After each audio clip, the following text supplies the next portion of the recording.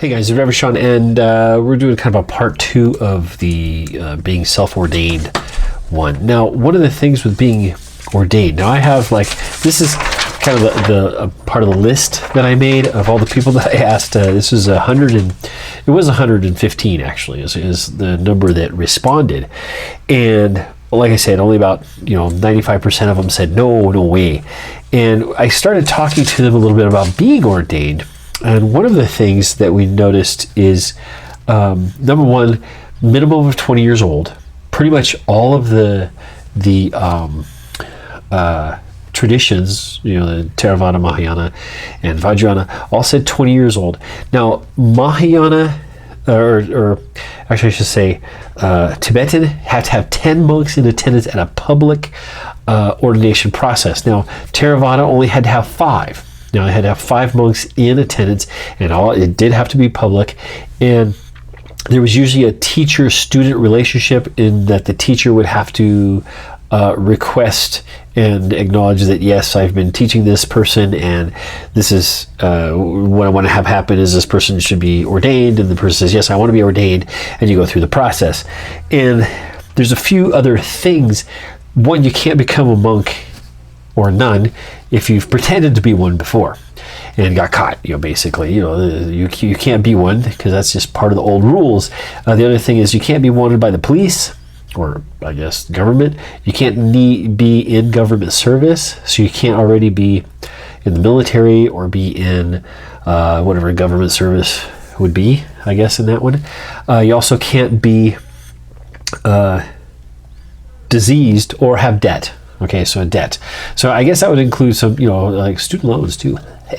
But you couldn't be diseased. Now, by diseased, what they meant was basically diseased so that you couldn't do the work as a monk. Now, usually they were talking about boils, and they're called buboes and boils and stuff like that, and like skin lesions and eczema or something like that, where or leprosy. You didn't want to have those kind of things. That couldn't be cured, in those days, back when these things all were going on.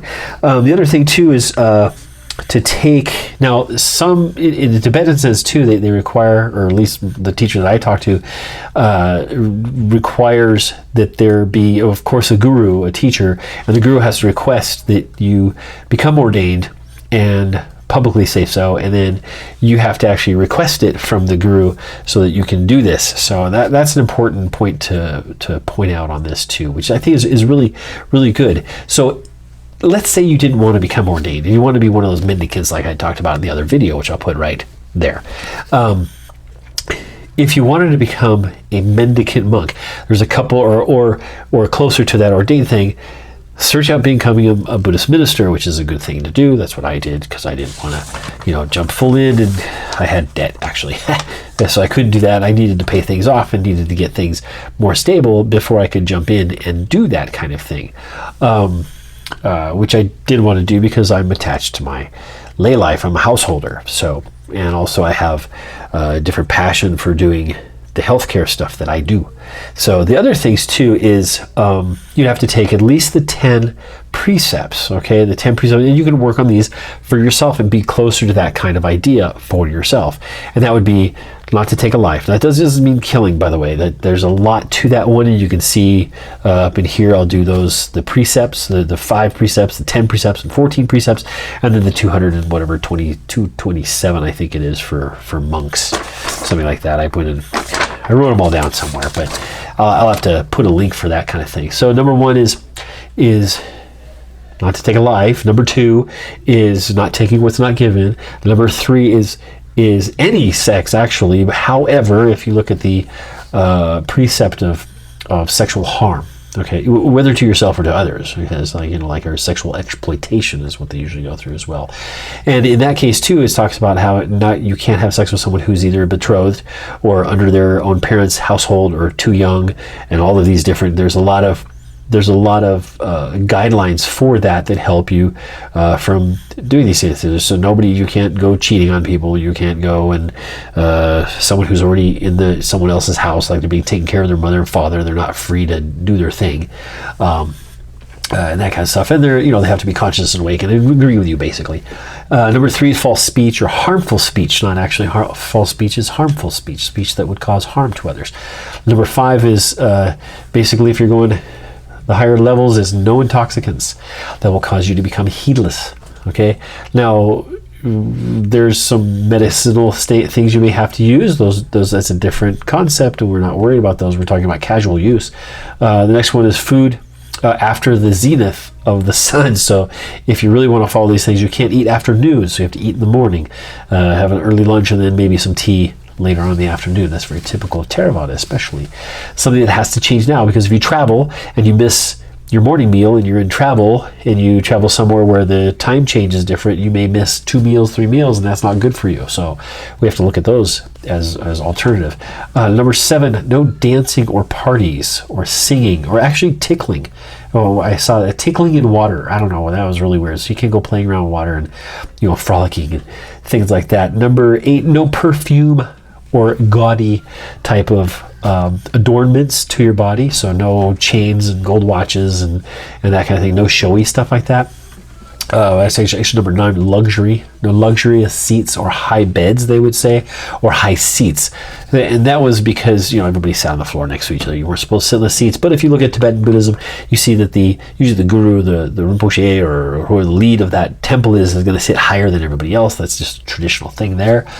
We don't see that so much in Chan or Zen or Theravada. Kind of they sit the same level, or usually you'll sit below. Sometimes the monks will sit on a white sheet on a chair for purity, so they don't get dirty, and everybody else would sit on the floor lower than them. That's kind of just a tradition of honor. And number 10, they weren't allowed to hold money, so that would include credit cards.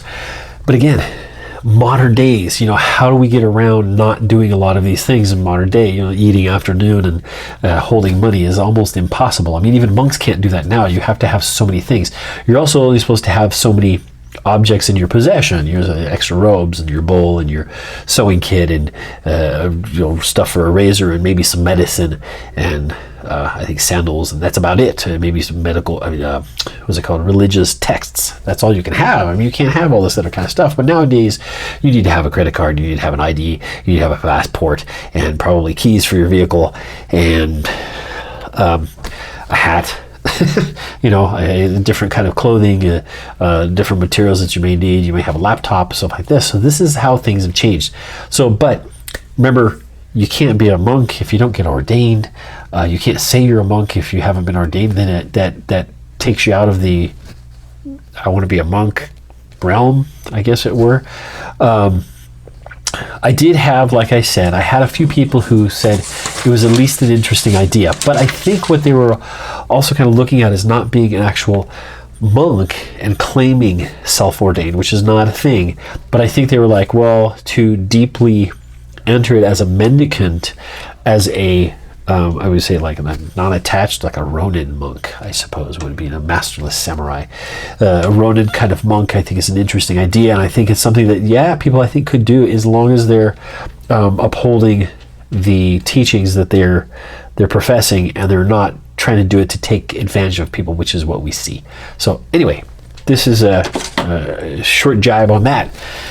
This is Reverend Sean over the Center Path. Don't forget to subscribe at the bottom. Don't forget to give us a thumbs up. Tell me if you've ever met somebody who's been self-ordained, or someone who kind of is a monk, but they don't even say that they're ordained. They're just working as a monk, and they're just working as that kind of world. Anyway, this is Reverend Sean. You guys take care. This was kind of a fast one, but we'll talk to you soon.